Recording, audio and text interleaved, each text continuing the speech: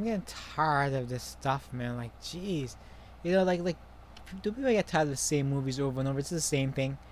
It's like another flipping article about things that we know it's stupid, but because because we live in upside down, commies everywhere. LA to slash up to 150 million from NYPD budget, reinvest in communities of color. They try this in Africa, okay? They've tried this for 60 years. It's not working. It does not work.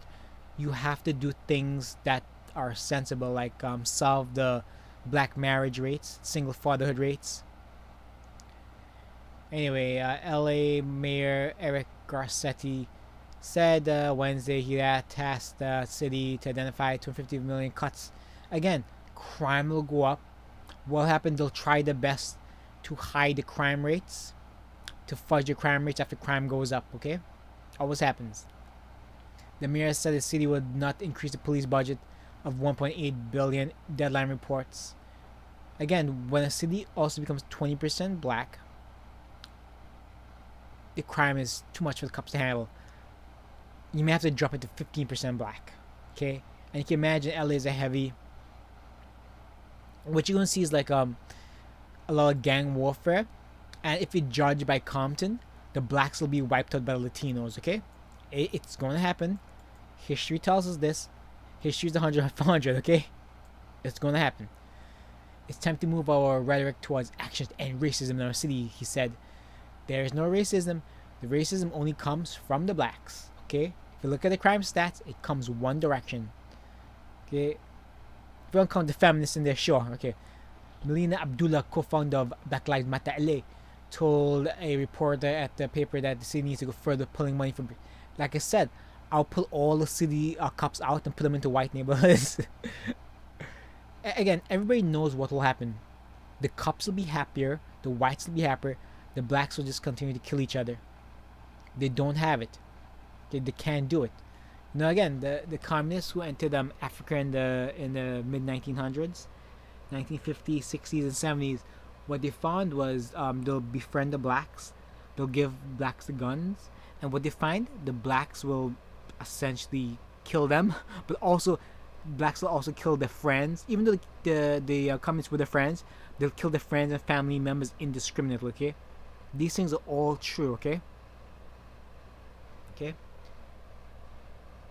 Police department had to respond to the looting and arson. Again, instead of arresting and destroying the people looting, they're simply going along with their rhetoric. Okay. One former police officer faces second-degree murder. Oh my goodness! And 3 others. This was the Again, everything points towards the guy having drugs in his system, and that's causing his death.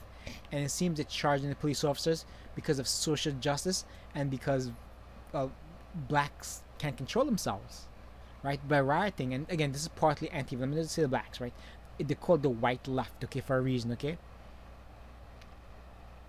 I've said previous videos, Antifa had this plan since probably, I've heard about it since January. That's been planned for the summer, but probably dates back a little further. Because they were trying to prepare for the election. They want to have insurrection. And I see the media is blaming the white supremacists. The media better be careful, right? Right now, the white supremacists, the handful of them left, are just sitting back and smiling like, we warned you. And the white supremacists aren't the good guys. But what I can't stand is the media. They're blaming them for something that's not their fault. I should never defend the white supremacists, but they're doing nothing. They are not causing this destruction. It's the liberal cities, liberal policies, the media, the communist supporters and sympathizers. Okay? I'm gonna leave this here. I just have to point this out. I'll tie it into this story here. Tune. Those who grew up in neighborhoods with no social unrest need to listen. No, they don't.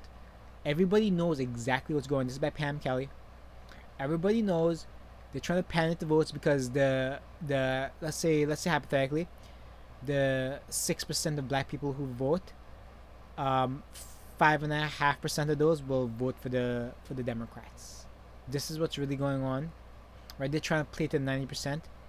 As soon as they figure, they quickly abandoned the Mexicans because they realized Mexicans weren't voting for them. Then they went to the feminists, and now they're going to the blacks because again the blacks voted 9%, but I think the blacks are.